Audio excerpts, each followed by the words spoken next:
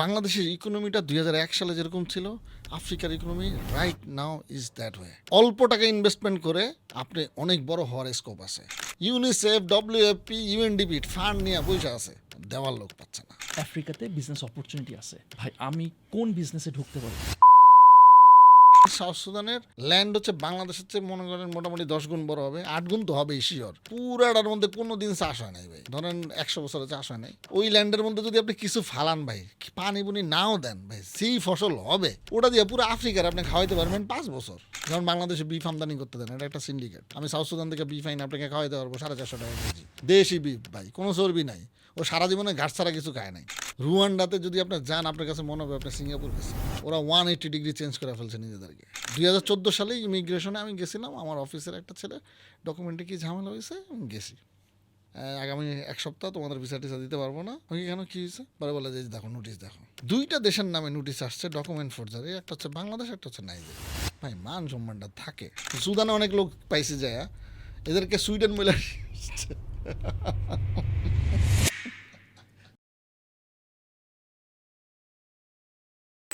আসসালামু আলাইকুম everyone, welcome to 2 sense podcast.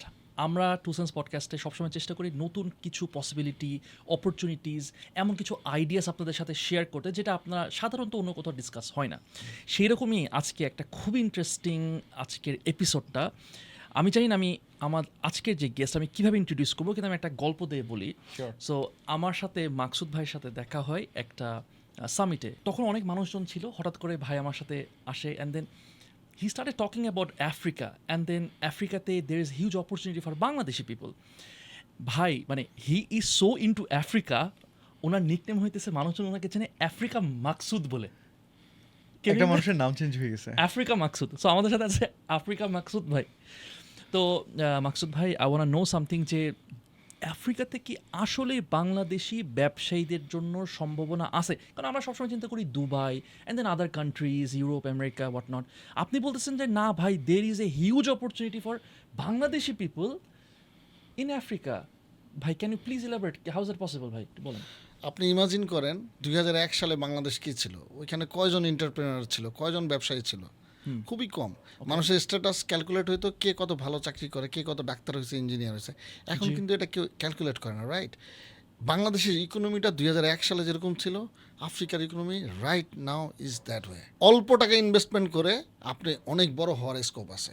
কারণ হচ্ছে কি, আমাদের বাংলাদেশিতে 2টা প্রবলেম। একটা হচ্ছে আমাদের ইনভেস্টমেন্ট ক্যাপাসিটিটা একটু লো, প্লাস আমাদের হচ্ছে বিগ চ্যালেঞ্জ নেওয়া। যেমন ইউরোপের মার্কেটে আপনি ঢুকতে গেলে মিনিমাম $50 মিলিয়ন ইনভেস্টমেন্ট করতে হবে, তারপরে কি হবে এটা উই ডোন্ট নো। বাট আফ্রিকার মার্কেটটা হচ্ছে লিটল বিট লেস চ্যালেঞ্জিং। চ্যালেঞ্জটা অন্য জায়গায়, ইনভেস্টমেন্টে না। মনে করেন আপনি $2 লাখ নিয়ে গেলেন, আপনি একটা চেইন রিটেল শপ করলেন, অথবা আপনার চেইন একটা সার্ভিস দিলেন, অথবা আপনার যে পডকাস্টটা সেই পডকাস্টের স্টুডিও দিলেন। তো আপনার যে ইনভেস্টমেন্ট হবে সেটা আপনার মনে করেন 2 বছরের মধ্যে উঠে যাবে, সর্বোচ্চ 3 বছর, যদি আপনি ঠিকমতো অপারেট করতে পারেন। এমন ওখানে চ্যালেঞ্জ কম হচ্ছে, ওইখানে লোকজন হচ্ছে লেজি, তারা ভেরি ফিউ আর স্কিলফুল। তার মানে আপনার ওই স্কিল সেটের জায়গাটার মধ্যে বিশাল অপরচুনিটি আছে। এডটেকের লোকজনের বিশাল স্কোপ আছে। ইংরেজিতে কন্টেন্ট বানাবে, ব্রিটিশ কলোনিগুলোতে বিক্রি করবে, সিরিয়াসলি স্ট্যান্ডার্ড 1 থেকে ও লেভেল, এ লেভেল পর্যন্ত। ওদের নাই প্রপার ডকুমেন্ট, আপনি সার্চ দিয়ে দেখেন, আপনার কাছে আছে, এখনই দেন আপনি। ইউনিসেফ, ডব্লিউএফপি, ইউএনডিপি ফান্ড নিয়ে বসে আছে, দেওয়ার লোক পাচ্ছে না। আমরা আরও ডিপে যাব, তার আগে একটু অডিয়েন্সকে বলি যে ভাই আপনি একটু বলেন যে আপনি আফ্রিকাতে কি বিজনেস করতেছেন, কতটা সাকসেসফুল, কি অবস্থা, তাহলে একটু মানুষের বুঝতে পারবে যে আপনি মানে। আচ্ছা, একদম you know, ম্যাথ হিসাবে বলে দিই। সেটা হচ্ছে আমার প্রথম কোম্পানি আমরা করছি যে 2012 সালে, আমি সেটা 5% শেয়ার হোল্ডার ছিলাম। ওই কোম্পানির টোটাল ভ্যালুয়েশন ইনভেস্টমেন্ট ছিল 2,40,000। আমরা ওইখানে কাজ করি, ওই ডলারটা কামাইছি, সেটা আমি ইনভেস্টমেন্ট করছি। আমি 2013 সালে ওই শেয়ারটা বিক্রি করছি। তো আমার শেয়ারের জন্য আমি দিয়েছিলাম মাত্র $5,000, আমি সেটা বিক্রি করছি $31,000।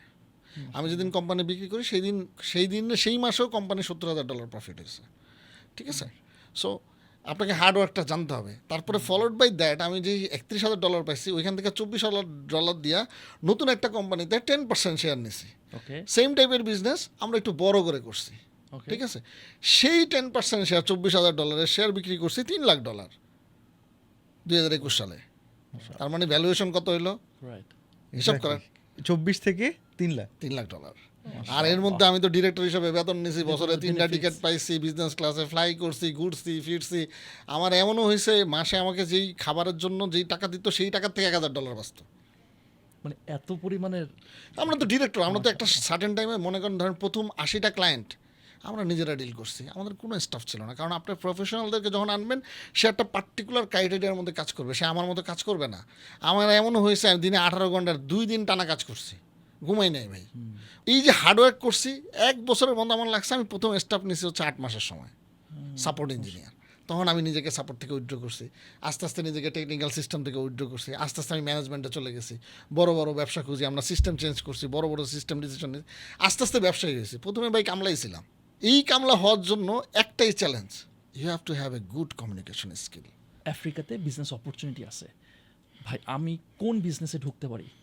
চাওয়ার দরকার নাই, আপনি একটা ল্যান্ডিং পেজ বানায় আপনি বলেন আপনি $50 ওয়েবসাইট বানায় দেন 5 পেজের, আপনি দেখেন কয়টা ক্লায়েন্ট পান। আপনি শুধু আফ্রিকারে টার্গেট করে মার্কেটটা করেন, আপনি 2 দিন অ্যাড চালান, দেখেন আমাকে জানান। কি আমরা কেউ কিন্তু এটা করি না। পয়েন্ট ইজ দ্যাট আপনার করার ইচ্ছা আছে কিনা। আপনার যদি ইচ্ছা থাকে তাহলে আপনি এটা দিয়েই শুরু করবেন ফার্স্টে। একটা মিসকনসেপশন হতে পারে, একটা ধারণা হইতেছে যে আফ্রিকার মানুষের কাছে তো টাকা পয়সা নাই, এটা একটা দরিদ্র কান্ট্রি, তাহলে টাকাটা এত প্রফিটেবল?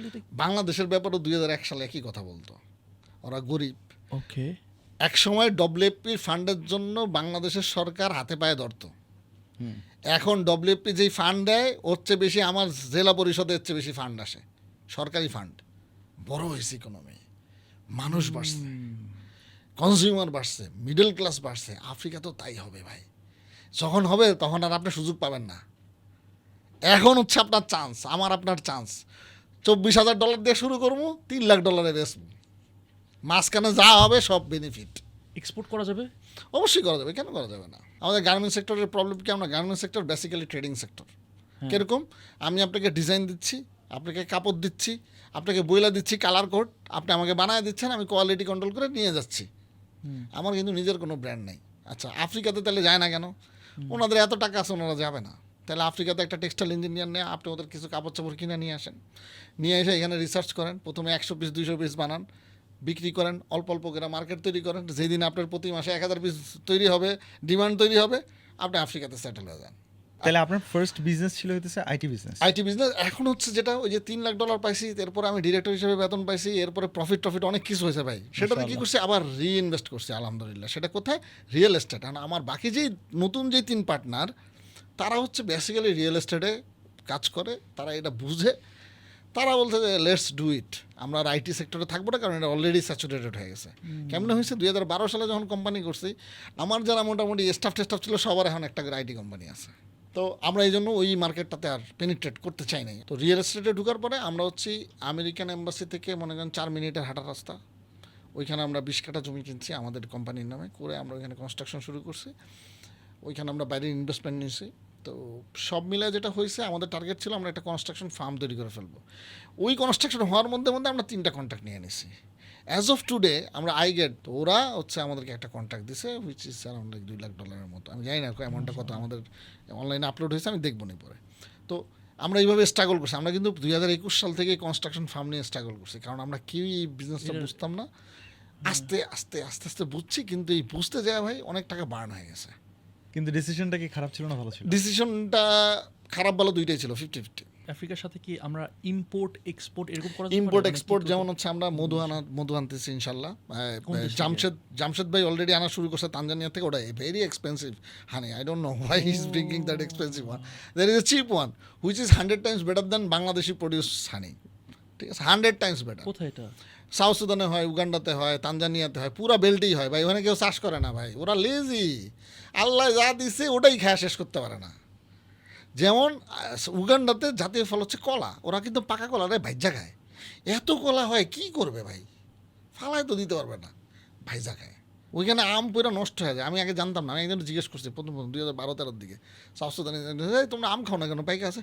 কয় আম তো বাচ্চারা খায়, আমরা জুস খাই। বছরে 3বার আম হয় ভাই।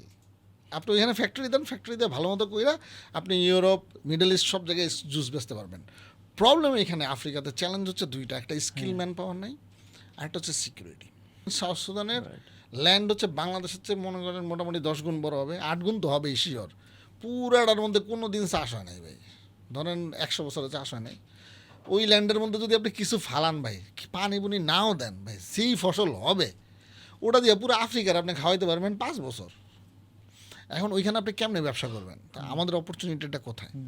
তো পয়েন্ট যেটা সেটা হচ্ছে সরকারের সাথে কথা বলতেছি, সরকারকে অনেকভাবে মডিফাই করার চেষ্টা করতেছি। এমন আমি ডিজি অফ আফ্রিকার সাথে 2 সপ্তাহ আগে দেখা করছি, আশরাফ সাহেব খুবই সজ্জন লোক। তো ওনাকে বললাম যে ভাই আপনি জোর করে কাউকে পাঠান না, আফ্রিকার পোস্টিং কিন্তু ফরেন মিনিস্ট্রির পানিশমেন্ট পোস্টিং টাইপের হয়, বাট সবাই তো কোয়ালিটিফুল, রাইট? তো আমি তখন বলছি যে ভাই দেখেন, এমন ফরেন মিনিস্ট্রির অফিসার পাঠান যে সত্যিকার অর্থেই কাজ করতে আগ্রহী। তার কাজ কি? তার কাজ কিন্তু অন্য অ্যাম্বাসেডরের মতো হবে না, হাত ঘষা না। তার কাজ হচ্ছে ব্যবসা খোঁজা। বেসিক্যালি কিন্তু অ্যাম্বাসির কাজ কিন্তু ব্যবসা খোঁজা। ফরেন মিনিস্ট্রি যদি এরকম করে তাহলে যেটা হবে, আমরা তখন আরেকটা পলিসি লেভেলে কাজ করবো, G2G লেভেলে। এই সিকিউরিটিটা G2G লেভেলে এনশিওর করবে। আমার গভর্নমেন্ট সাউথ সুদান গভর্নমেন্টকে চিঠি লেখা বলবে এই 5,000 একর আমার, বাংলাদেশের অ্যাম্বাসির নামে তুমি এটা ইস্যু করো। তুমি আমাকে লেভিস দিবা, ওয়ার্ক পারমিট, ভিসাতে। আমার লোক ডাইরেক্ট জায়গা ওই দেওয়ালের ভিতর ঢুকবে, সে ফার্মিং করবে, সাথে তোমার ফার্মারও থাকবে। এক্সপোর্ট প্রসেসিং জোনের মতো কিছু একটা হবে। হ্যাঁ দেন নাইস। সাউথ সুদানের গভর্নমেন্টের তাহলে লাভ কি? তার লাভ হচ্ছে সে এক্সপোর্ট করবে। এই যে ধান, চাল, আলু হবে, আমি এটা টিসিবির সাথে চুক্তি করব প্রাইভেট কোম্পানি হিসাবে, রাইট? আমি টিসিবিকে বলবো তুমি ন্যায্য মূল্যে বছরে 2 বার আমার থেকে ধান চাল কিনবা। তোমার তো চাল লাগে, তুমি অন্য ডানে বামে বহুত জায়গা থেকে কিনো, কম্পিটিটিভ প্রাইসে তুমি আমার থেকে কিনবা, কারণ এখানে বাংলাদেশের গভর্নমেন্ট ইনভলভ। নতুন একটা মার্কেট ওপেন করলেন, রাইট? এখন দেখেন, আপনি 2 বছর যখন এটা সরকারি কন্ট্রাক্ট, আপনি যখন চালটা দেওয়া শুরু করবেন, আপনি কিন্তু already sustainable. Then you explore the other market. ঠিক আছে, আমি ধান চাল করতেছি বাংলাদেশের জন্য, আমি অনেক অ্যাভোকাডো বেচবো। যেমন বাংলাদেশে বিফ আমদানি করতে দেন, এটা একটা সিন্ডিকেট। আমি সাউথ সুদান থেকে বিফ আইন আপনাকে খাওয়াইতে পারবো 450 টাকা কেজি, দেশি বিফ ভাই, কোনো চর্বি নাই। ও সারা জীবনে ঘাট ছাড়া কিছু খায় নাই। অনেক অপরচুনিটি আছে। তারপর আর একটা অপরচুনিটি দেখেন, আমাদের দেশে 37টা প্রাইভেট ইউনিভার্সিটি আছে। আমার প্রাইভেট ইউনিভার্সিটিতে ফরেনার কজন পড়েই না। আমার কিন্তু একটা বিশাল স্কোপ আছে। ইউরোপ থেকে লোক আসবে না, মালয়েশিয়া থেকেও আসবে না। কোথেকে আসবে? আফ্রিকা থেকে। India makes $1 billion out of that industry. কোনো কম্পিটিশন নাই ভাই। আপনি একটা ছেলে যদি বাইরে থেকে আসে, সে ডলারে স্পেন্ড করবে, আপনার সাথে একটা ফ্রেন্ডলি রিলেশন হবে, সে কিন্তু ভবিষ্যতে আপনাকে ব্যবসা দিবে। সে হয়তো একদিন ওই দেশের মিনিস্টার হবে, সে হয়তো একদিন ওই দেশের আমলা হবে। তবে প্রথম কলটা কাকে দিবে? তার বাংলাদেশের বন্ধুরে। ভাই, কালচারাল ইন্টিগ্রেশন না হলে না ব্যবসা করা যায় না। সুন্দর কথা বলছেন। এই যে আমেরিকা এত পাওয়ার এক্সারসাইজ কেমনে করে? ওর লোক আছে, ওর হারবার্ডে পড়ে, ক্যামব্রিজে পড়ে। আপনি যান, আপনি অক্সফোর্ডে যদি শুধু ঘুরেন 1 বছর, আপনার এমনি অনেক কিছু হয়ে যাবে, পড়া লাগবে না। Because of what? All people goes there, diversification. True. Huge Right. Network. তাহলে এই যে আনটেপড একটা মার্কেট, এই মার্কেটটা কি এক্সপ্লোর করবে ভাই? 54টা দেশ। এই যে আনটেপড আছে, এরপরে ইন্ডাস্ট্রি আছে, ফার্মিং তো আছেই, বিশাল স্কোপ আছে। 54টা দেশ ভাই। আচ্ছা বাদ দেন, 20টা বাদ দেন, 30টা রাখেন। অনেকগুলো তো। আপনি কতজন যাবেন ভাই? কি করবেন? ইউএসএ, ইউরোপ, চায়না, ইন্ডিয়া, এরা কি তাহলে আফ্রিকাতে করতেছে না? করছে না ভাই, 200 বছর করছে না? করেই তো এখন- ওরা বড় লোক হয়েছে। এখন? এখন তো কিছু নাই। এখন যা কিছু আছে ওটা চাইনিজ ইন্ডিয়ানদের জন্য রাখা গেছে। ওরা কইরা কইটা খায়। তো চাইনিজ, ইন্ডিয়ান, ওরা কি এখন এখানে ইনভেস্ট করতেছে? ভাই কি বলেন, একটা মজার ইন্টারেস্টিং কাহিনী আছে চাইনিজরা, how they deal with the things. South সুদানে একবার কি জানি একটা হয়েছে, ওরা চাইনিজদের উপরে খুব খেপে টেপে একটা এম্বার্গোর মতো দিছে যে না, চাইনিজ লোকজনের ভিসা টিসা লাগবে, এরকম কিছু। চাইনিজ গভর্নমেন্ট কি করছে, $10 মিলিয়ন ওদেরকে গিফট করছে, ডোনেশন। চাইনিজরা 1 বছর ভিসা ফ্রি আসছে। আবার আরেকটা ইন্টারেস্টিং কাহিনী আছে, চাইনিজদের একটা তেলকূপে রিমোট এরিয়াতে সাউথ সুদানে প্রায় 250 জনের মতো কাজ করতো। রেবেলটা কি করছে, অ্যাটাক করে ওদের 250 জনের মধ্যে মনে হয় 50 না 60 জনের মেরে ফেলছে। চাইনিজরা কিন্তু রিটালিয়েট করে না, ওরা কী করছে জানেন? আরও 200 জনের পাঠিয়ে দিয়েছে প্লেনে বইরা। কারণ সে এত মানুষকে অ্যাকোমোডেট করতে পারতেছে না, তার সিস্টেম। আমরাও পারতেছি না ভাই, আমার মানুষ তো বাড়তেছে, আমি কী করবো, কোথায় যাব? আমাকে আফ্রিকা যাইতে হবে, ডেস্টিনেশন, এটাই হচ্ছে ডেস্টিনেশন। রুয়ান্ডাতে যদি আপনি যান, আপনার কাছে মনে হবে আপনি সিঙ্গাপুর গেছেন। ওরা 180 ডিগ্রি চেঞ্জ করে ফেলছে নিজেদেরকে। কীভাবে ঘটলো এটা? ওদের একটা ম্যাসাকার হয়েছিল বুঝছেন, সিভিল ওয়ারের মধ্যে। ওরা রেবেল গ্রুপের অনেক বিশাল একটা পপুলেশন ওরা কিলিং করছে। পরে যে পাওয়ারে আসছে তখন সে চিন্তা করছে আর কিলিং মিলিংয়ের দরকার নেই, না সিস্টেমে বানাই। রুয়ান্ডাতে মনে করেন সব আলিফের মতো চলে। আপনারা ট্যাক্স ফাঁকি দিতে পারবেন না, কিচ্ছু করতে পারবেন না, অটোমেটিক 24 ঘন্টায় কোম্পানি ওপেন করতে পারবেন। বলে আফ্রিকার সিঙ্গাপুর। আরেকটা অপরচুনিটি আছে ভাই, স্টার্ট আপের জন্য যে এনভায়রনমেন্টটা লাগে, কিরকম টুইক্স আছে ভাই কিছু। 2012 সালে যখন কোম্পানি খুলছি, আইএসপি লাইসেন্স নেওয়ার জন্য তখন $50,000 মতো লাগতো, ফ্রিকোয়েন্সি লাইসেন্স সহ। 2.3 গিগাহার্জের আমাদের ফ্রিকোয়েন্সি, 50,000 2.5 গিগাহার্জ। ওকে, আমরা তো আগে গেছি, তো ওইখানে টেলিকম মিনিস্ট্রির সাথে আমরা কাজ করতাম, আমরা একটা রিস্ক নিচ্ছি, লাইসেন্স মাইসেন্স ছাড়াই অপারেশন স্টার্ট করে দিচ্ছি, অ্যাপ্লিকেশন জমা দিচ্ছি, টাকা পয়সা দিই নাই, ওরাও লাইসেন্স দেয় নাই, এইভাবে 8 মাস চালাইছি। আমি কিন্তু এই 8 মাসের যে একটা মানে টুইক করছি ভাই, এটা কিন্তু আমাকে 2 বছর আগায় দিছে। আমি স্টার্ট আপ তো ভাই, আমি ইকুইপমেন্ট কিনা ফেলছি, আমার কাছে টাকা নাই ভাই। এমনও দিন গেছে আমরা জেনারেটর চালাতে পারি নাই, প্রচণ্ড গরম, আমি শুধু মেশিন চালায় রাখছি, আমার ইকুইপমেন্ট সার্ভার রুম চালায় রাখছি, আমরা গরমের মধ্যে বাইরে বসেছিলাম ভাই, বাইরে বসে বসে ল্যাপটপে কাজ করছি, আমাদের ইকুইপমেন্টে সব খরচ হয়ে গেছে। সো আমি যে এই 8 মাস চান্স পেলাম, এই 8 মাসে কিন্তু আমি বড় হয়ে গেলাম। ভাই আপনার কথা শুনে কিন্তু অনেকে অনেক সাহস পাবে, কিন্তু খুব ভালো মতোই বোঝা যাচ্ছে যে 2012 থেকে আপনারা ভালো একটা ফাইট দিছেন ভাই। এখন আমার কথা হচ্ছে ভাই, আপনার এই কথা শুনে আমাদের অনেকেই আছে যাদের অত বড় ইনভেস্টমেন্ট নয়, কিন্তু তারাও চিন্তা করবে যে হ্যাঁ ভাই তো ওই তো $5,000, তারপরে সেটা হয়েছে 30, সেখান থেকে 24 থেকে আবার 3, আমিও কি ছোট করে শুরু করতে পারি কিনা, এই মানুষটাকে কি পরামর্শ দিবেন? অবশ্যই পারবেন, কিন্তু আপনাকে হচ্ছে আয়নার সামনে দাঁড়ায় চেষ্টা করতে হবে 10 মিনিট যদি আপনি ইংরেজিতে কথা বলতে পারেন তাহলে আপনি পারবেন। আমি বিশাল বড় মাঠে কমান্ড দিয়ে অভ্যস্ত ভাই, এমন লাউডলি কথা বলতাম। আফ্রিকাতে এইভাবে কথা বললে মানুষ মনে করে আপনি ঝগড়া করতেছেন। হ্যাঁ, আপনি এত জোরে কথা বলতে পারবেন না, আপনাকে খুব সফটলি বলতে হবে, yes brother come here, what is there. হ্যাঁ, আস্তে করে সফটলি ল্যান্ডিং করতে হবে, সফটলি। আর একটা সুবিধা আছে ভাই, skin colour. I feel like a racist, but it is the truth.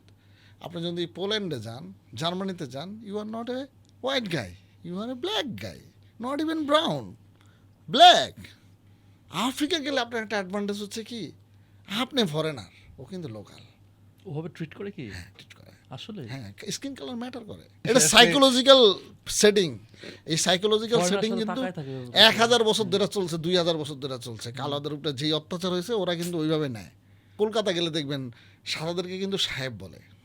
এখন বাংলাদেশে কিন্তু অনেকেই সাদা দেখলে কেয়ার করে না, কারণ ধর ও কি, ও চাকরি করে দুধ পাত।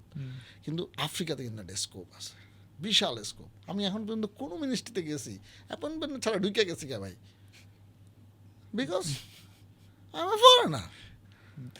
আফ্রিকাতে তো অনেকগুলো কান্ট্রিজ, রাইট? আপনি 2টা কান্ট্রিজে আপনার বিজনেস আছে এই মুহূর্তে। সো যদি কেউ কনসিডার করতে চাই, আপনার বেস্ট কোন কান্ট্রিজগুলা কনসিডার করা উচিত টপে? আমি যদি টপে হচ্ছে আফ্রিকাতে ক্রাইসিস হচ্ছে সিকিউরিটি ক্রাইসিস, আর একটা হচ্ছে পানির ক্রাইসিস আছে। আচ্ছা, সাব সাহারান যেসব কান্ট্রি সেখানে কিন্তু প্রচুর পানির ক্রাইসিস, এবং সাউথের দিকে যেগুলো আছে, সাউথ আফ্রিকা আরও কিছু কান্ট্রি আছে, ওইখানেও পানির কিছু ক্রাইসিস আছে। মিঠা পানির সোর্স আছে শুধুমাত্র নাইলের আশেপাশে সবগুলো দেশে, Ethiopia, Uganda, Rwanda, south Sudan, Sudan, মিশর, রাইট। ভিক্টোরিয়া লেক আছে ভাই, এত পানি, মিষ্টি পানি, বিশাল ভাই, সমুদ্রের মতো। সো এইটা একটা অ্যাডভান্টেজ আছে এই জোনটা। আরেকটা জোন হচ্ছে আটলান্টিকের পাশে, সিয়েরা লিওন, এই বেল্টে যে কটা আছে, কিন্তু এইখানে আবার চ্যালেঞ্জ হচ্ছে এরা আবার ফ্রেঞ্চ স্পিকিং। ওকে। সো আপনি যদি ফ্রেঞ্চ স্পিকিং হন, ব্যবসা বুঝেন, you must go to the that colony. ওইখানে আবার কম্পিটিশন আরও কম, ওকে, চাইনিজ নাই, ইন্ডিয়ান নাই, কে আছে? ফ্রেঞ্চ আর আপনি। নিচের দিকে গেলে আপনি সোমালিয়া দেখতে পারেন, বাট সোমালিয়া ক্যাপিটাল সিটির বাইরে খুবই risky, but if you know how to deal with them, you can also do. আপনাকে ডিলটা ভালো মতো বুঝতে হবে ভাই।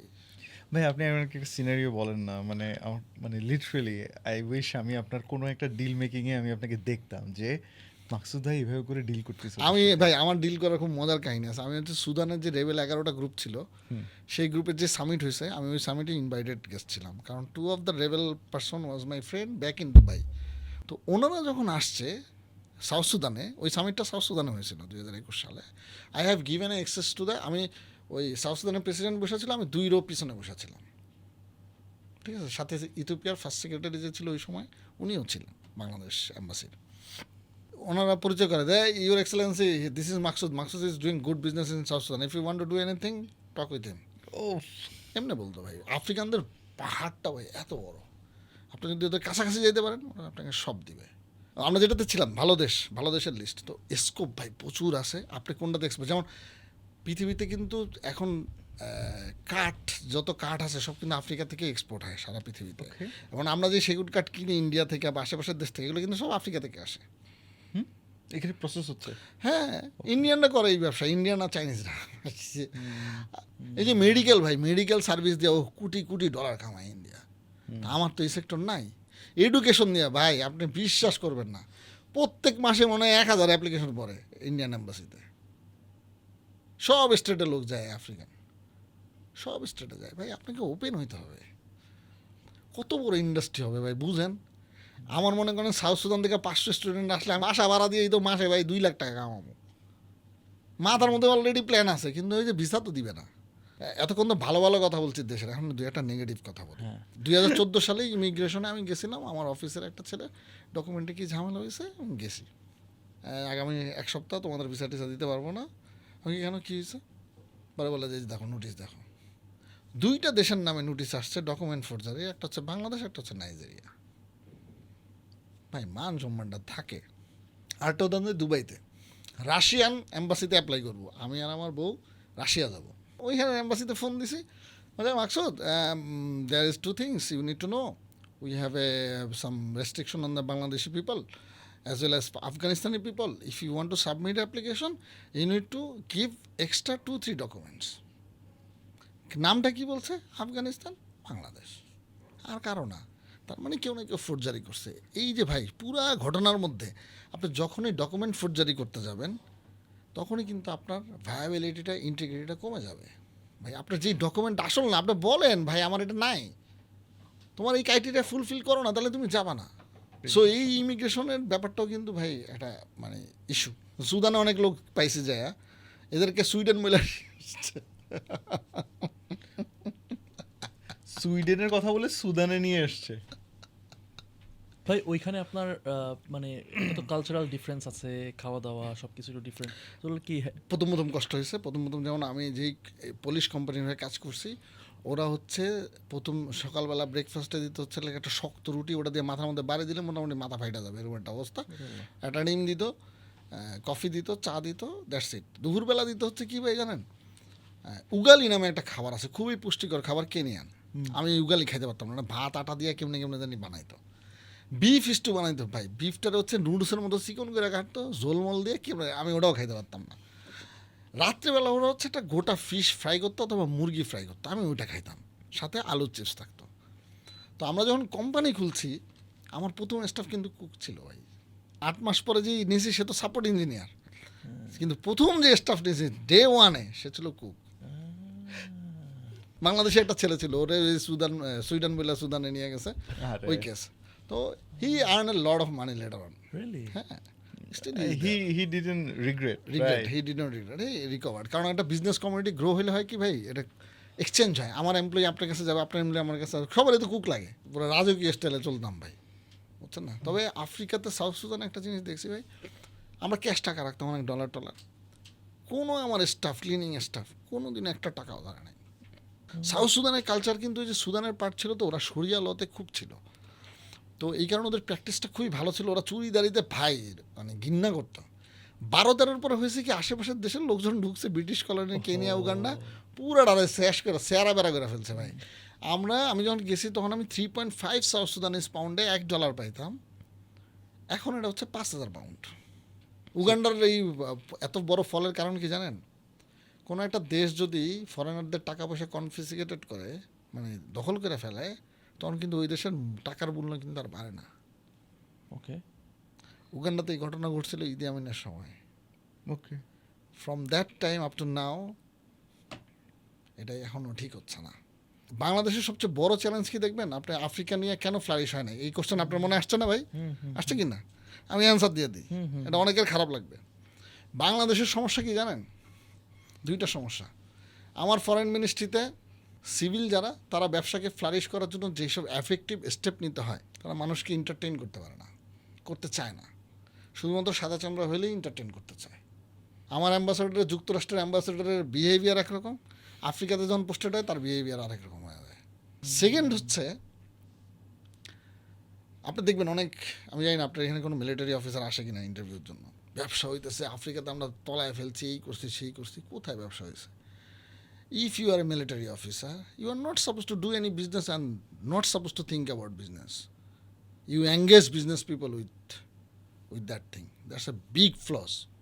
আমার যখন প্রথম মিশন যাবে যেই দেশে, নতুন স্বাধীন হওয়া দেশে, সেই মিশনের যে হেড থাকবে, সিনিয়র, সবচেয়ে most senior military officer, he will act as a ambassador of Bangladesh for the time being. তার কাজ কী হবে? বাংলাদেশি ব্যবসায়ীদেরকে ফোন দিয়া ডাইকা ওখানে খাওয়াইয়া এঙ্গেজ করানো, যে এই যে নাও, ওই যে ওদের ইউনিফর্ম বানাচ্ছে ওদের মিলিটারি, তুমি ইউনিফর্ম সাপ্লাই দাও। হোয়াট আর দ্য চ্যালেঞ্জেস ভাই আফ্রিকাতে? ধরেন আমি যদি বিজনেস করতে চাই, যেমন আপনি বললেন যে একটা সিকিউরিটির একটা ব্যাপার আছে, সো ধরেন যে উগান্ডা বা আপনার উগান্ডা খুবই পিসফুল, ওইখানে কোনো সিকিউরিটি ইস্যু নাই। ওখানে কোনো, উগান্ডা, রুয়ান্ডা, কেনিয়া, এগুলোতে কোনো সিকিউরিটি ইস্যু নাই। তাই না, আমি 10 বছর ছিলাম, 11 বছর ছিলাম, আমাকে কখনো কোনো চিন্তাকারী ধরে নাই, আমি সেই সুযোগই দিই নাই। আমি একটা একটা করে কান্ট্রি বলবো, আপনি একটু ব্রিফলি প্রোজ অ্যান্ড কনসগুলো বলবেন। হ্যাঁ, Please, please. So let's go with south Sudan. এটার ভালো এবং মন্দ বলবেন। এটার ভালো হচ্ছে ভাই, একটা জিনিস আপনি $10 কিনছেন, এটাতে মনে করেন $100, $150 বেচতে পারবেন, কারণ নাই, সাপ্লাই চেন নাই। মন্দ দিক? মন্দ দিক হচ্ছে ভাই, সিকিউরিটির কোনো বাপ মা নাই। আজকে মনে করেন একজন রেবেল, কালকে দেখবেন সে সরকারে, ঠিক আছে? আচ্ছা, আপনি সাউথ সুদানের কথা বলছেন, বাট সাউথ সুদানের সাথে আরেকটা সুদান তো আছে। ওই সুদানের অবস্থা ভাই 2023 সালের আগ পর্যন্ত ভালো ছিল। 2023 সালে হয়েছে কি, ওই যে বশিরে নামানোর পরে একটা পলিটিক্যাল গভর্নমেন্ট আসলো, হ্যাঁ হ্যাঁ, আচ্ছা, তখন যে সেনাবাহিনীর সাথে পলিটিক্যাল গভর্নমেন্ট একটা ক্ল্যাশ হয়েছে, এখনও সেই গৃহযুদ্ধ চলতেছে। Khartoum is a one of the finest city in the whole Africa. Airport service চমৎকার ছিল, এবং সুদানের মানুষ খুবই ভালো, দাম দুম সব সস্তা ছিল। কিন্তু এখন এখন আনস্টেবল। আচ্ছা। তানজানিয়া তানজানিয়া খুবই ভালো, কিন্তু ফরেনার ফ্রেন্ডলি না। বিজনেসের জন্য নট মানে বাংলাদেশে কোনো ফরেনার এসে ব্যবসা করতে গেলে কাট করে পড়াই দেন, তানজানিয়া তো তাই করতে হবে। That means you need to have a big investment. Big investment. Uganda? উগান্ডাতে ভাই পসিবল, উগান্ডা সব দিক থেকে সুবিধাজনক। আপনি অ্যাজ এ ফরেনার হিসাবে 100% ফরেন ওন কোম্পানি খুলতে পারবেন। খারাপ দিক হচ্ছে যে ইকোনমিটা একটু উইক। উইক, বাট এটা কি? $1 3,500 উগান্ডান শিলিং পাওয়া যায়। South Africa? সাউথ আফ্রিকা খুবই ভালো, প্রচণ্ড কম্পিটিটিভ, কারণ এখানে সাদারা আছে, ও, আপনি সর্বোচ্চ দোকান দিতে পারবেন। এটাই করে। Mozambique, right? মোজাম্বিক খুবই বিউটিফুল কান্ট্রি, মোজাম্বিকে স্কোপ আছে, ফ্রেঞ্চ কলোনি। কেউ যদি একটু নেক্সট স্টেপে যেতে চায়, সো ফ্রেঞ্চ শিখলো, ইংলিশ জানলো, কোন দেশ ওর জন্য পারফেক্ট হবে ফর বিজনেস? কোন কোন দেশ আফ্রিকাতে? যদি আপনি খুব আরামে থেকে ব্যবসা করতে চান তাহলে আলজেরিয়া, রিয়েলি? আর যদি আপনি ব্যারামে থেকে করতে চান, যে আপনার টাকা কম কিন্তু গায়ে গতরে খাই টাকা উঠাইতে চান, তাহলে it could be Mozambique, it could be আপনার সিয়েরা লিওন, যেগুলো ফ্রেঞ্চ কলোনি মাত্র স্বাধীন হয়েছে 10-12 বছর হয়েছে। এইখানে অপরচুনিটিটা অনেক বড়। আপনার তো ছোটোর থেকে বড় হওয়ার জন্য স্কোপটা আছে ভাই। আমি এই জন্যই আফ্রিকার কথা বলতেছি, যে অলরেডি 5,000 কোটি কামায়, হ্যাঁ, তো আফ্রিকা যাবে না ভাই। ভাই জিম্বাবুয়ে? জিম্বাবুয়ে আনস্টেবল ভাই। আচ্ছা, ভাই আনস্টেবল অ্যাজ ইন বিজনেসের point of view, political, security, সব কিছু মিলে। ভাই মনে করেন কেউ একজন বললো যে ভাই আমি জাস্ট ঘুরতে যাব, তাহলে কই যাবে? Nairobi, Kenya. কেনিয়া। তারপরে কেনিয়াতে মাসাই মারা আছে, পৃথিবীর সবচেয়ে বড় অ্যানিমেল হয়, Exactly. মাইগ্রেশন হয়, হ্যাঁ হ্যাঁ, বিউটিফুল প্লেস। 20 বার গেলেও আপনার কাছে খারাপ লাগবে। তাই? তারপর হচ্ছে ইজিপ্ট আছে, মজা দেখেন, সাব সাহারান কান্ট্রি কিন্তু নিজেদেরকে আফ্রিকান বলে দাবি করতে চায় না, তারা বলে আরব। ওরা কিন্তু আসলে আরব না। আফ্রিকান ট্রেড কি জানেন? কোকড়ানো চুল, স্কিনটা খুব স্মুদার, ঠিক আছে, হয় ব্ল্যাক নাহলে ব্রাউন। ওরা একটু সাদাও আছে, ওরা নিজেদেরকে আরব দাবি করে, ঠিক আছে। তো বেসিক্যালি ওরা আফ্রিকান, ঠিক আছে, ইজিপ্ট আসলে অনেক বড়, বিশাল বড়। তারপর তারপর সাথে কথা বলে বুঝছেন মনে হইতেছে কি মানে কেমন একটা ট্যুর পাইতেছে, বুঝছেন? হ্যাঁ মনে ভাই, হচ্ছে আপনি ইতিহাসের পার্ট। আফ্রিকা যদি না যান, আপনি ইতিহাসের পার্ট হইতে পারবেন না। ইথিওপিয়া, আবেসিনিয়া ছিল যেটা, যেখানে হ্যাঁ, হিজরত হয়েছে। ইথিওপিয়ার কিন্তু 50% হচ্ছে মুসলিম। আফ্রিকার একটা দেশেরই কিন্তু হরফ আছে, লেটার আছে, রিটেন ল্যাঙ্গুয়েজ আছে, সেটা হচ্ছে ইথিওপিয়ার। আর কারণ নাই কিন্তু। তাই? হ্যাঁ, বাকিরা কি? বাকিরা সব হচ্ছে ইংলিশ, ইংলিশে, ইংলিশের মধ্যে লেখে, ফ্রেঞ্চের মধ্যে লেখে, বলে হচ্ছে লোকাল। আফ্রিকা মাকসুদ ভাই। সো সরি, সো আপনি ভাই আইটি নিয়ে এই জায়গাটা দেখছেন যে আইটি নিয়ে কীভাবে এখানে গ্রো করতেছে। সো আবার বললেন যে এডটেকগুলো বড় হওয়ার চান্স আছে, বা ই কমার্স ওভারঅল সব কিছু বড় হওয়ার চান্স আছে। আপনি আমরা এরকমও মাঝখানে শুনেছিলাম যে পাওয়ারের বিজনেস, মানে পাওয়ার বলতে ইলেকট্রিসিটি বা এই টাইপের বিজনেসগুলো তো বড় অপরচুনিটিস। ম্যানুফ্যাকচারিং এর আর কোথায় কোথায় বা কোথায় কোথায় আছে প্লিজ আপনি একটু ম্যানুফ্যাকচারিং আফ্রিকাতে নাই এবং এটা হওয়ার পসিবিলিটিস আগামী 20 বছরও নাই। কারণ হচ্ছে ম্যানুফ্যাকচারিংয়ের জন্য আপনার যে স্কিল ম্যান পাওয়ার দরকার সেটা আপনাকে বানাইতে হবে। লম্বা সময় ব্যবসায়ীরা এত সময় দিবে না। আচ্ছা ভাই, অনেক সময় দেখা যায় যে ইন্টারন্যাশনালি মানে অনেকে বাইরে থেকে পিপল নিয়ে এসে তারা সেখানে এস্টাবলিশ করে ওরা আস্তে আস্তে ট্রেন আপ করতে থাকে এবং নিজেদের একটা টিম, চায়নারা এরকম অনেক জায়গায় দেখা যায় নিজেদের স্কিল পিপল নিয়ে গিয়ে সব করতে থাকে। True. ওরকম কিছু দেখতেছেন কি না? ওরকম কিছু পার্টিকুলার দু একটা দেশে আছে, যেমন নাইজেরিয়াতে আছে, সাউথ আফ্রিকাতে আছে, বাট ম্যাক্সিমাম দেশেই নাই। ওইখানে হচ্ছে কি করে ওরা ওই যে সরকারের সাথে G2G চুক্তি করে করে ওদের লেবার নিয়ে এসে প্রোডাকশন করে, করে যখন দেখে মার্কেট ভালো তখন হয়তো লোকালদের 30% 40% নেয়, বাট পুরাটা লোকাল দিয়ে চালানোর মতো ক্যাপাসিটি আফ্রিকাতে এখনো হয় না। আচ্ছা, এখন যদি আমরা একটা জিনিস দেখছি ভাই বাংলাদেশের ক্ষেত্রেও, যে আমরা পিপলকে স্কিলড আপ করানোর জন্যই একটা বিজনেস হয়ে যাচ্ছে। সো আফ্রিকায় এটা কীরকম টাইপের, যে স্কিল আপ করানোর জন্য, বা অনেক সময় হয় না যে তুমি ফ্রিল্যান্সিং শিখো, তুমি অমুক স্কিল শিখো, মোবাইল ঠিক করা শিখো, অথবা এগ্রিকালচার শিখো, এই যে একটা ট্রেনিং প্রোগ্রামগুলো দিয়ে দিয়ে অনেক সময় মানুষকে স্কিল আপ করা বা উদ্যোক্তা বানানো, এইসবের কোনো অপরচুনিটি দেখেন? এইসবের বিশাল অপরচুনিটি আছে, কিন্তু ভাই ব্যবসায়িক মডেল হিসাবে এটাকে আপনাকে অন্য সিনারিওতে যেতে হবে, কারণ ওখানে কনজিউমার কিন্তু কম। ওকে, কনজিউমার যখন কম থাকে তখন আপনার পেনিট্রেশন কস্ট কিন্তু অনেক হাই হয়ে যায়, রাইট? হ্যাঁ। তখন ওই জায়গাটাতে আপনাকে অ্যাড্রেস যদি করতে পারেন, এটা বিশাল অপরচুনিটি আছে। তাহলে আমার বিজনেস মডেল কি হওয়া উচিত আফ্রিকায় গিয়ে, যে আফ্রিকায় আমি হচ্ছে কিছু বানাবো টু এক্সপোর্ট আদার্স অন্য জায়গায়, নাকি আফ্রিকায় বানাবো সো দ্যাট আফ্রিকার কনজিউমারদের কাছে সেল করতে পারি? দুইটাই করতে পারেন, দুইটাই করতে পারেন। এটা কীভাবে করবেন? আপনি মনে করেন লোয়ার স্কেলে চিন্তা করেন। ধরেন আমি একটা এক্সাম্পল দিয়ে বলি, কেস স্টাডি। আপনি মনে করেন ধরেন না সাউথ সুদানেই ধরেন, কথার কথা, আপনি একটা ট্রেনিং সেন্টার খুলতে চাচ্ছেন, যে ভাই আমার এত ইনভেস্টমেন্ট নাই, কিন্তু আমার যে নলেজ আছে আমি এটা দিয়া যতটুকুন পারি আমি সার্ভিস দিয়ে করবো। তাহলে আপনি কী করবেন? আপনি একটা লোকাল কোম্পানির সাথে পার্টনারশিপে যাবেন। ভাই তুমি তোমার প্লেস দিবা, সব দিবা, তুমি আমার মার্কেটিং করবা, তুমি আমাকে স্পেস দিবা, যেখানে ক্লাস হবে তুমি সেটার ভাড়া চার্জ করে নিবা, আমরা একটা পার্টনারশিপে আসবো, তুমি প্রফিটের 40% 50% নিবা, আমি 50% নিব, আর আমি টিচার হিসেবে যত টাকা পাই তত টাকা আমি তোমার থেকে চার্জ করে নিব। তাহলে টোটাল ভ্যালুয়েশন কত হয় সেটা হিসাব করে স্টুডেন্ট থেকে কত টাকা করে নিলে আপনার পোষাবে সেইভাবে আপনি ক্যালকুলেশন করতে পারেন ইনিশিয়াল স্টেজে। যখন আপনার মার্কেটটা বড় হয়ে যাবে তখন আপনি আলাদা হয়ে যাবেন। I get it. আসলে এই মডেলে আসলে আমি মনে করি যে কোনো জায়গায় গিয়ে কাজ করা Exactly, পসিবল। ন্যাচারাল রিসোর্সেসের উপর বেস করে আমি যদি কোনো ব্যবসা করতে চাই, কোনগুলো হতে পারে? আপনি যেটা করতে পারেন, বাপেক্সের কিছু লোকজন নিয়ে দিতে পারেন সরকারের সাথে চুক্তি করে, যেটা আমার বাপেক্স এক্সপ্লোর করে দিবে, তুমি আমাকে কত টাকা দিবা, এটা একটা হইতে পারে। আরেকটা হইতে পারে, আপনি যদি কোনো পার্টিকুলার কোনো মাইনিংয়ে আপনি এক্সপার্ট হন, গোল্ড অথবা রিগিং সার্ভিস অথবা মাইনিংটা হচ্ছে কি একটু মানে অন্যরকম, এটা টেকনিক্যাল, প্রচণ্ড টেকনিক্যাল, ইকুইপমেন্ট অনেক এক্সপেন্সিভ, ওইটা আসলে এক্সপিরিয়েন্স না থাকলে এটা ডিফিকাল্ট। তার মানে এগুলো তো আমাদের জন্য হইতেছে না, এটা ইউরোপিয়ানরা ভাই অনেক 200 বছর ধরে করে ভাই। একটা আছে ভাই খুব মজার ইন্টারেস্টিং, সেটা হচ্ছে নাইল রিভারে কিন্তু ভাই নদীর সাথে যে ইকোনমিক অ্যাক্টিভিটিস হয় সেটা নাই। কীরকম? কেন নাই? ওদের নৌকা বোট টোট কম ভাই। ওকে, সুদান পার হওয়ার পরে বোট টোট আছে, কিন্তু সুদানের আগে উগান্ডা, ইথিওপিয়া, সাউথ সুদানে কোনো বোট মেকিং কোনো কিছু নাই। আমি দুই একজনকে যদি সেটেল করতে পারি, মাশাআল্লাহ। মানে এটা আমার কাছে ভালো লাগছে, কারণ আমরা এটাও জানি ভাই যে আমাদের সিলেটের ওইদিকের লোকজনদেরকে নিয়ে যাওয়া হয়েছিল ব্রিটিশ, মানে ইংল্যান্ডের ওইদিকে, যেন ওইখানে হচ্ছে নৌকা বা জাহাজ এগুলায় কাজ করানো যায়।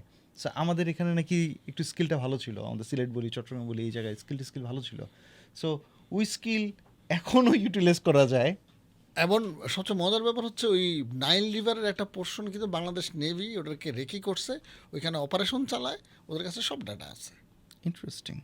আপনার মনে হয় ওখানে আসলে ব্যবসা করা পসিবল এখন তাইলে? অবশ্যই পসিবল, যেখানে রিস্ক সেখানে তো প্রফিট বেশি। ওই যে আবার অনেক প্রফিট ভাই, অনেক প্রফিট। আমরা সাধারণত আমাদের 2 সেন্সে কোনো পার্সনকে নিয়ে এত বেশি ঘাটাই না। তিনি কিছু ভ্যালু দিবেন, আমরা শুনবো, তারপর অডিয়েন্স। মানে আপনার আসলে প্ল্যান কি ভাই? আমি মাঝে মাঝে বলি এরকম যে if I had born in USA maybe the Microsoft would be mine, or if not maybe I would have been co founder of the Linux. ভাই আমি হচ্ছে কি আউট অফ দ্য বক্সে সবসময় চিন্তা করতে পারি, এটা আমার একটা বিশাল কোয়ালিটি। আমি টাকা কামাইছি এটার কারণে, আমার আর কোনো যোগ্যতা নাই ভাই। এমবিএ করছি ভাই সোসাইটির পিয়ার প্রেশারে। আমার বাপ একদিন খাওয়ার টেবিলে আমাকে বলছে, আমি এই গল্পটা বলি, যে আমাদের বাসায় একজন আছে যার কোনো মাস্টার ডিগ্রি নেই। Then I did MBA investing a lot of money from UK, সব জায়গায় ভাঙাই, যে এখনও ভাঙাইলাম, ঠিক আছে? তো টাকাটা তো উঠতেছে না ভাই।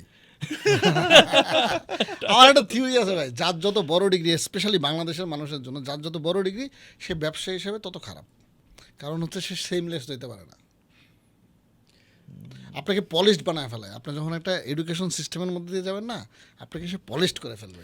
শেমলেস বলতে কি বুঝাচ্ছেন? সেমলেস হতে যে ভাই, বিজনেস করার জন্য আপনাকে সেমলেস হতে হবে। আপনি মনে করেন, ধরেন আপনি গেঞ্জি প্রোডাকশন করেন, কথার কথা, এখন আপনি আমার বলতে লজ্জা পাচ্ছেন, ভাই আমার কাছে গেঞ্জি আছে। And that's where your MBA does not work. ওই MBA আপনাকে থামায় দেয়। Degree has nothing to do with the business. কিন্তু আপনি কিন্তু একটা অ্যান্সার দেন নাই ভাই। বলেন না হোয়াটস ইউর ভাই। প্ল্যান? হ্যাঁ, হোয়াটস ইউর প্ল্যান? আমার প্ল্যান হচ্ছে ভাই, আমি যে কানাডার কোম্পানি করছি, আমি এখন কানাডার কোম্পানির নাম দিয়া বাংলাদেশের IT সেক্টরের যেসব সফটওয়্যার আছে, এডিরে রিব্র্যান্ডেড করে বেচবো। কোথায়? কানাডা? কানাডাতে, ইউএসএতে।